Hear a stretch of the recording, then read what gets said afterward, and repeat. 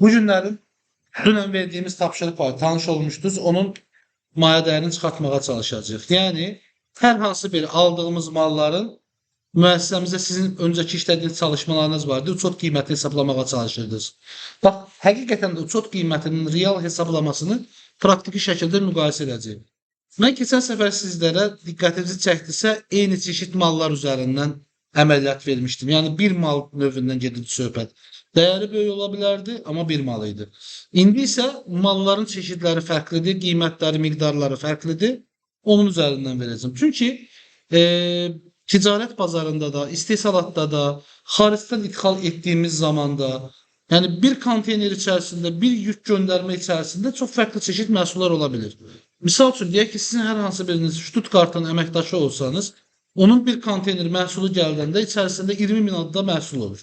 O 20 min addan üzərinə o mallar bölünməsə, sizin o 20 min adda məhsulu gətirmək üçün çəkdiyiniz xərclər elə formada bölünməlidir ki, bölünmə ədalətli olsun və satış zamanı biz hər hansı bir zərərə uğramayaq. Misal üçün, biz daha, əgər miqdara böləsi olsaq, belə deyək də, bir nəqliyyat vasitəsinin içərisində gələn məhsulun deyək ki, bir çeşidin dəyəri $5000, digər isə dəyəri $5. Yəni, miqdara böldüyünüz zaman hamısının üzərinə eyni düşmək məcburiyyətində olacaq. O zaman nə olur? Dəyəri daha aşağı olan məhsulumuzun maya dəyəri, yəni çox qiyməti böyüyür. Biz onu bazarda uyğun qiymətə sata bilməli və yaxud da ki, zərər eləyərik.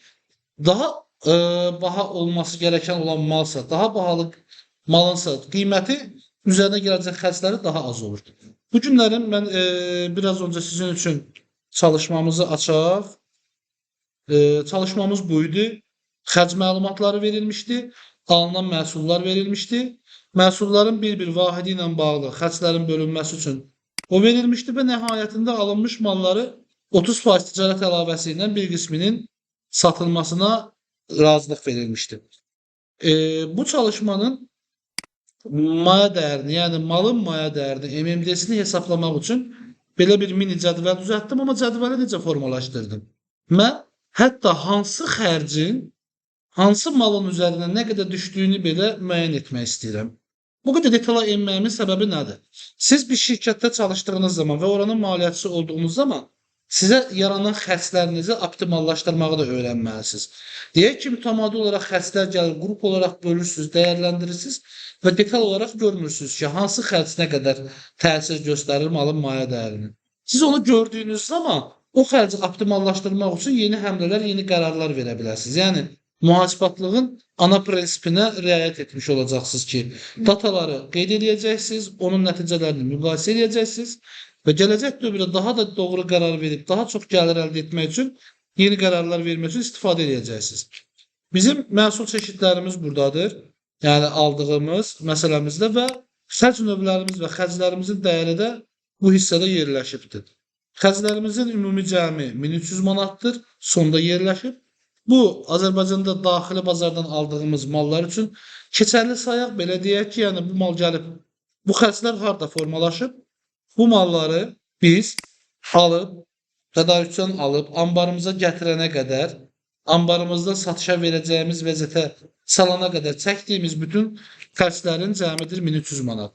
Keçən dərsimizdən öyrəndik ki, bu xərclər birbaşa məhsulun maya dəyərinə daxildir, yəni kapital xərclərdir, kapitallaşan xərclərdir. İndi isə hesablamamıza gedək. Mən burada hər mal üçün məsələn daşıma xərcinin nə qədər olduğunu bilmək istəyirəm. Ki, daşıma xərci nə qədər düşəcək. Ümumi bilirəm ki, mənim məhsulumun alış dəyəri bu qədərdir. Xərcimin isə dəyəri bu qədərdir. Ümumi xərc məbləğimi alış məbləğimə böldüyüm zaman, baxın artıq miqdardan getmir bölünmə, burada bölüşdürülmə qaydası olan məbləğ üzərindən gedəcək. Çünki hər şeyin vahid manat dəyəri, dollar dəyəri, avro dəyəri fərqi yoxdur. Hər şeyin vahid manatla, pulla ölçüləbilirliyini biz qəbul eləmişdik ki, hər bir şeyi ölçə biliriksə, bu bizim aktivimizdir.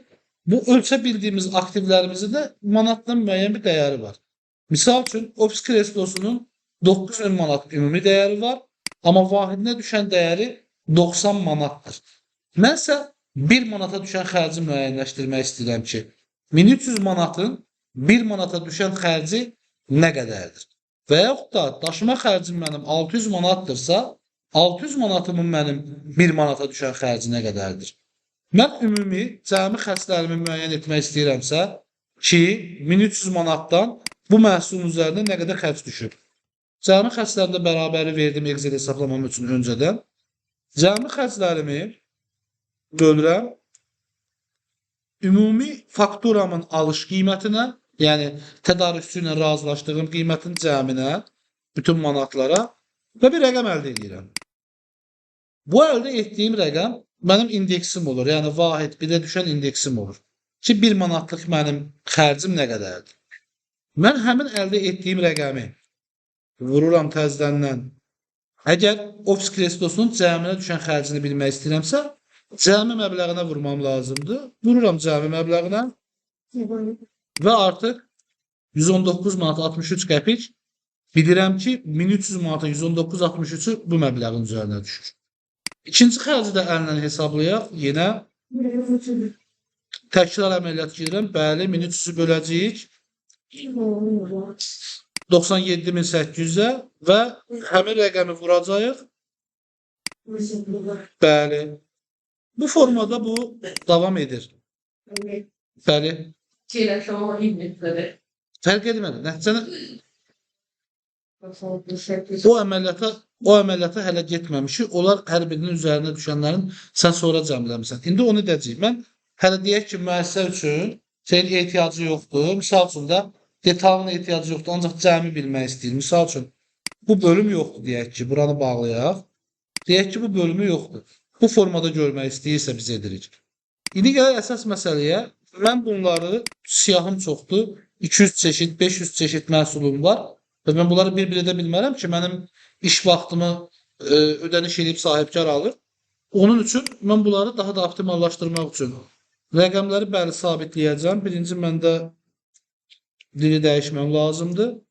Sabitləmək üçün mən nəyi sabitləməliyəm?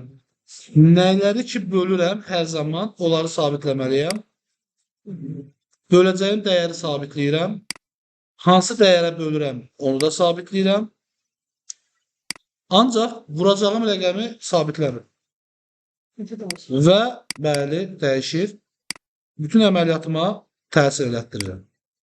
Artıq, gəlin bunun səliqəli olmadı. İçinləndirək. Bütün xərclərim bölündü. Əsas məsələ nədir? Bunun yoxlama prosesidir. Alt bərabər verirəm, bütün cəmimi versin mənim. Mən 1300 manatı alıramsa, burada bir dənə kontrol yeri qoyaq. Deyək ki, bu xərc minus mənim hesabladığımın cəmi. Doğru bərabərliyi, yəni 0-a aldımsa mən artıq xərclərimi düzgün bölmüşəm deməkdir. İndi isə biz eyni əməliyyatı, hansı ki bayaq burada istifadə etdiyimiz bölüm var idi. Daşıma, yükləmə, etiketləmə və sığortalanma hissəsi. Bu üçün etdiyimiz zamansa daşımanın xərcini nə qədərdirsə, yəni 600 manatı böləcəyik 90 nəsə işarə düz deyilmiş. Dili dəyişməmişəm. Böləcəyik 97.800-ə aldığımız indeksi, yəni nə əldə etmişiksə onu vuracağıq ümumi xərcimizin üzərinə. Manatlana bilmək istəyirəm ki, yəni ümumi dəyərə nə qədər düşür. Əgər vahidini istəyirəmsə, burada bölüb çıxardacağım nəticəni. Vururam və müəyyənləşdirirəm ki, daşıma xərci kresloların üzərinə 55 manat olaraq təsir edib. Və yenə bayaq göstərdiyimiz kimi bölünən dəyəri sabitləyirəm. Hansı dəyərə bölürəm, onu da sabitləyirəm. Və əməliyyatı bütün sütunlara belə deyil. Sətirdəki çeşidlərimizə şamil edirəm. 600 manatımı aldım. 600 manat daşıma xərcinin eyni əməliyyat. Və deyək ki, mənim xərc növlərim də çoxdur. Mən bu xərc növlərimi də daha sürətli eləmək istəyirəm. Bir dənə əldə etdiyimi digərlərinə copy-paste verirəm. Və baxıram ki, birində nəticə yoxdur, digərində səhv əməliyyatı value verib bizim üçün. Və baxıram ki, səbəbini öyrənəm niyə. Çünki mən bunu kənar sürüşdürdüyüm zaman görürsünüz, dəyərlər yerlərin dəyişibdir. Həmin xanaları hansı xərc lazımdır mənə? Yükləmə, Yükləməyə endirirəm. Qırmızı isə nəyə bölünməlidirsə, onu da öz mövqeyinə gətirirəm və artıq dəyərim mövcuddur. Bircə dəqiqə nəticəni doğru vermədi. Nə gözləyir burada? Burada, bir dənəsi qalıbdı, üzr istəyirəm. Yəni, məbləğ bölümü qalmışdı. 250 manatım mövcuddur.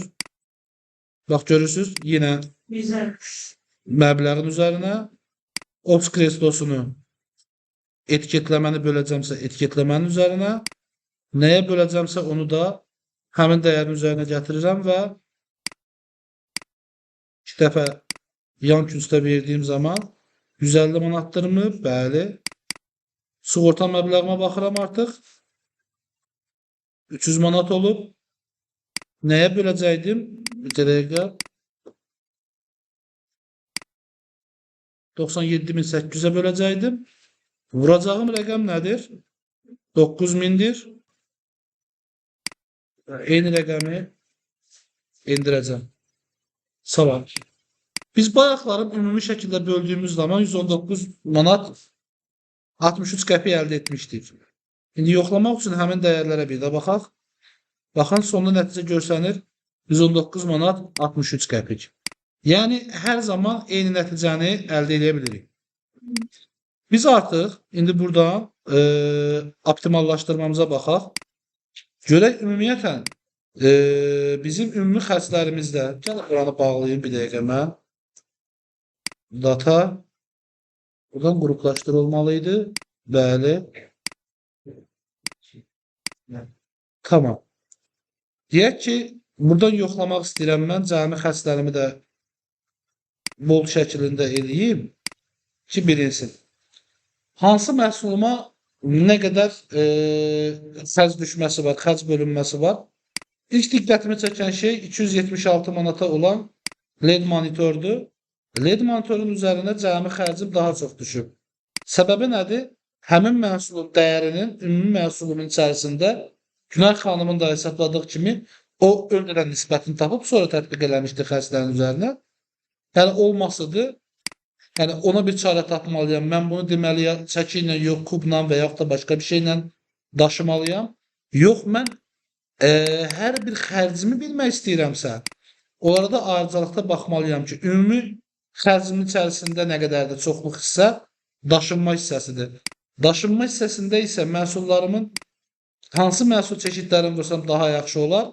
Məsələn, printer kağızlarını hər dəfə bu partiya ilə vursam, daha az xərc bölünməsindən istifadə edərək, salam, məhsulumun dəyərini daha aşağı şəkildə maya dəyərini, çox qiymətli formalaşdıra bilərəm və bu da mənim ümumi gəlir əldə etməmə təsir edər.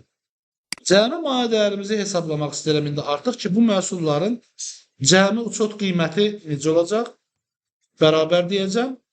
Malımın məbləği, yəni aldığım fakturanın alış məbləği.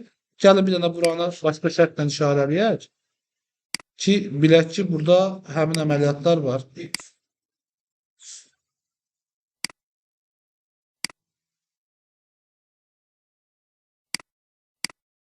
Bu hissə olsun alış hissəmiz, bura xərclərin hesablanması. Cəmi maya dəyərimizdə isə ümumi fakturamızdakı alış qiymətimizin üzərinə cəmi xərcimizi əlavə edəcəyik. Tapdıq cəmi maya dəyərimizi. Eyni əməliyyatı heç bir çətinlik olmadan aşağıya endiririk və alt bərabərdir deyib yekun cəmini də görürük. Artıq bu da formalaşdı. Hər məhsula görə mənim uçot qiymətimin nə qədər olduğunu bilirəm. Nəyə müqabilləşmə verməli olduğumu bilirəm. Yəni maya dəyəri formalaşıb. Və mən bir ədəd məhsulumun maya dəyərini bilmək istəyirəm ki, deyək ki, istehsalata siləcəm, ayrıcalıqda satacam, tək-tək satacam pərakəndə olaraq.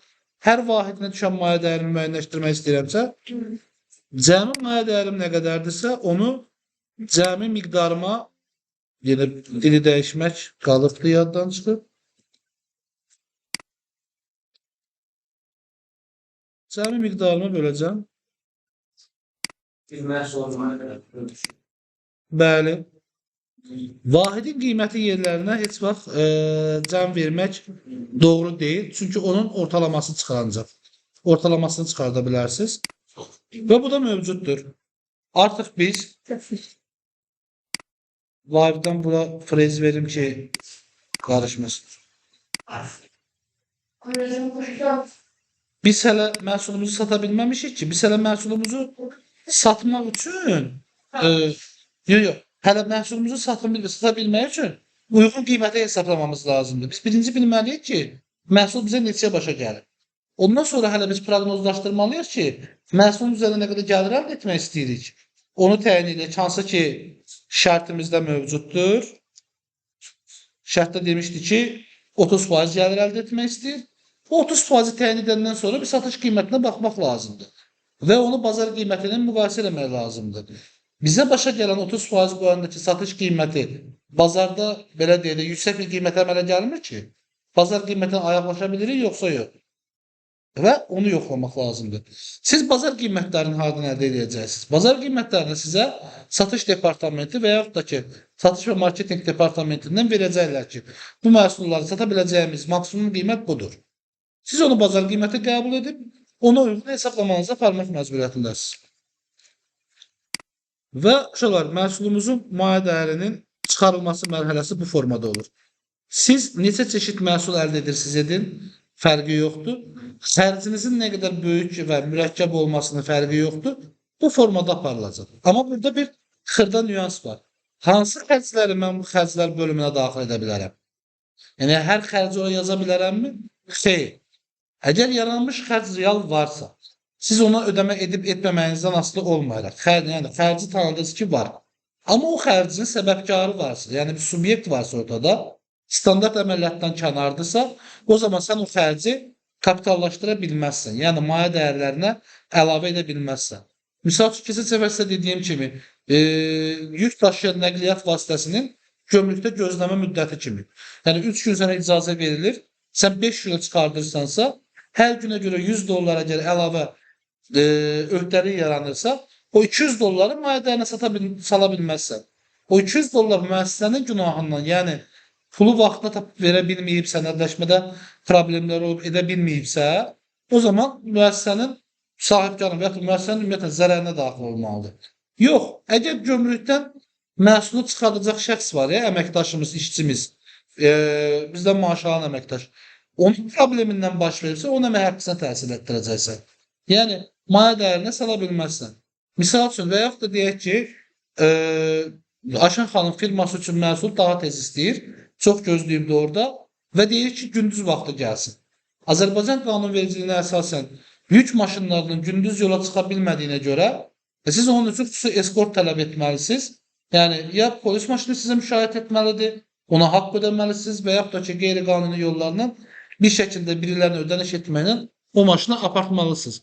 Bunu etdiyiniz təqdirdə belə yenə məhsulun mayə dəyərinə əlavə edə bilməzsiniz. Onu əməliyyat xərclərinə və müəssisənin zərərinə silə bilərsiniz həmin əməliyyatı. Mayə dəyər çıxarma hissəmiz bura qədər. Mən video qeyd qısa olsun deyə dayandırıram. Satış üçün ayrıca çəkəcəm sizin üçün.